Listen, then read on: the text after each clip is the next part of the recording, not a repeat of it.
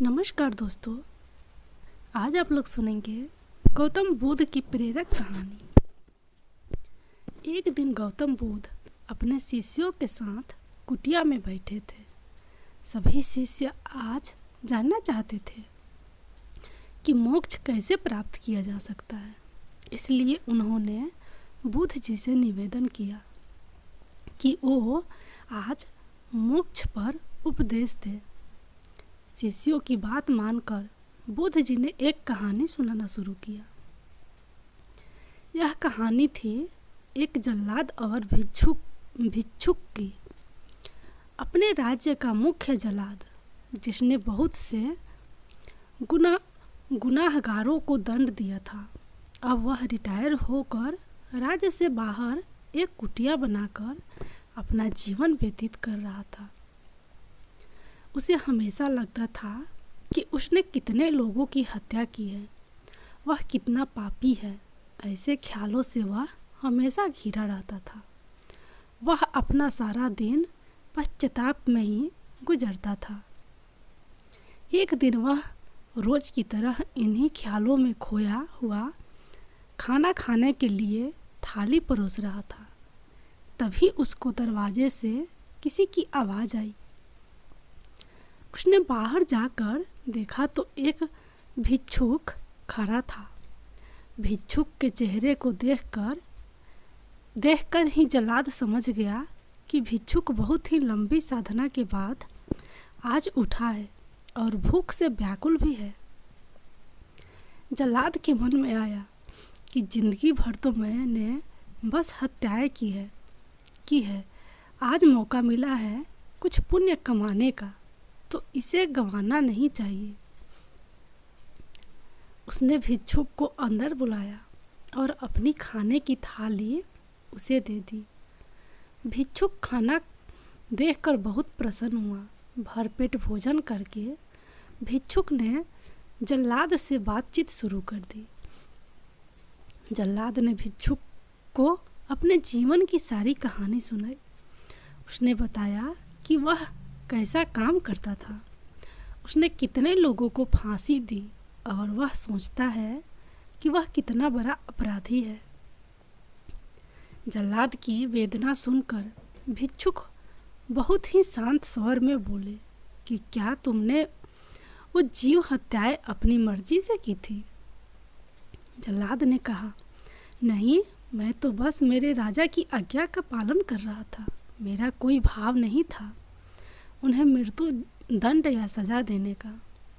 तब भिक्षुक ने कहा, तब तुम अपराधी कैसे हुए? तुम तो अपने राजा के आदेशों का पालन कर रहे थे। जल्लाद को एहसास हुआ कि वह किसी गलत काम के लिए जिम्मेदार नहीं था। उसका कोई दोष नहीं है, वह तो सिर्फ अपना दायित्व पूरा कर रहा था। इस प्रकार जल्लाद का मन शांत हुआ और भिक्षुक ने जल्लाद को उपदेश दिया और उससे विदा ले ली।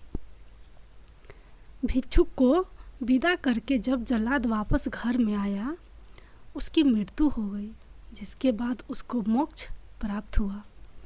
इतना कहकर बुद्ध जी ने कहानी को विराम दिया। सभी शिष्य बहुत ही आश्चर्य के साथ बुद्ध जी की ओर देख रहे थे। किसी को समझ नहीं आ रहा था कि जिसने इतनी हत्याएं की हो, उसे मोक्ष कैसे प्राप्त हो सकता है। तब एक शिष्य ने यह दुविधा बुद्ध जी के सामने रखी। बुद्ध जी ने तब शिष्यों को समझाया कि भिक्षुक के उपदेश से जल्लाद को ज्ञान प्राप्त हो गया था। जल्लाद के जीवन में पहली बार किसी ने उसे ज्ञान का उपदेश दिया था, इसलिए मृत्यु के बाद उसे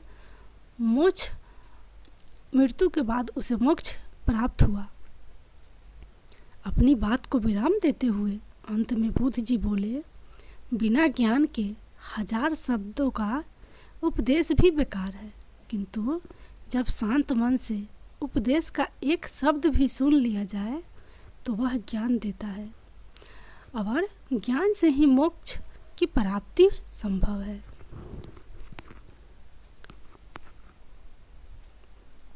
अब आप लोग सुनिए गौतम बुद्ध की दूसरी कथा। एक बार गौतम बुद्ध शाम के समय कुटिया के बाहर शिष्यों के साथ बैठे थे। तभी वहाँ एक कबूतर का जोड़ा उड़ता हुआ आ गया। उन्हें देखकर महात्मा बुद्ध को एक कहानी याद आई और उन्होंने शिष्यों को कहानी सुनाना शुरू किया। एक पेड़ पर एक कबूतर और कबूतरी रहते थे। कुछ समय बाद कबूतरी ने उसी पेड़ की टहनी पर 3 अंडे दिए। एक दिन कबूतर और कबूतरी दोपहर के समय खाना ढूंढते हुए कुछ दूर निकल गए। तभी कहीं से एक लोमड़ी आ गई। वह भी भोजन की तलाश में पेड़ पर चढ़ी, जहाँ उसे कबूतर के अंडे मिल गए और वो अंडों को खा गई।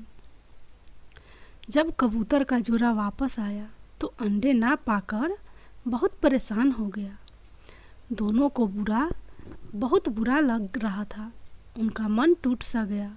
तभी कबूतर ने निश्चय किया कि अब वह घोंसला बनाएगा ताकि फिर कभी उसके अंडे कोई ना खा जाए। कबूतर ने अपने निर्णय अनुसार तिनके इकट्ठे करके घोंसला बनाना शुरू किया, पर उसे एहसास हुआ कि उसे तो घोंसला बनाना आता ही नहीं है। तब उसने मदद के लिए जंगल के दूसरे पक्षियों को बुलाया।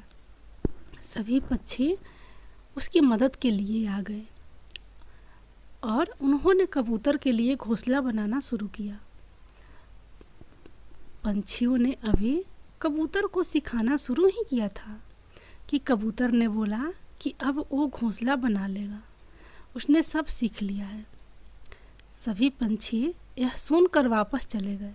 अब कबूतर ने घोंसला बनाना शुरू किया। उसने एक तिनका इधर रखा, एक तिनका उधर। उसे समझ आया कि वह अभी भी कुछ नहीं सीखा है। उसने फिर से पंछियों को बुलाया। पंछियों ने आकर फिर घोंसला बनाना शुरू किया। अभी आधा घोंसला बना ही था कि कबूतर जोर से चिल्लाया, तुम सब छोड़ दो, अब मैं समझ गया हूँ यह कैसे बनेगा। इस बार पंछियों को बहुत गुस्सा आया। सारे पंछी तिनके वहीं छोड़ कर चले गए। कबूतर ने फिर कोशिश की पर उससे घोंसला नहीं बना। कबूतर ने तीसरी बार पंछियों को बुलाया, लेकिन इस बार एक भी पंछी मदद के लिए नहीं आया और आज तक कबूतर को घोंसला बनाना नहीं आया।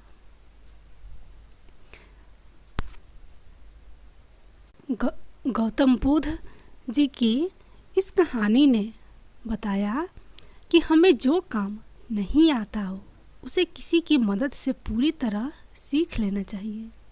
जो काम नहीं आता हो उसे ज़बरदस्ती करने का दिखावा नहीं करना चाहिए, क्योंकि मदद करने वाला व्यक्ति 1 या 2 बार तो आपकी मदद करेगा, लेकिन हर बार नहीं।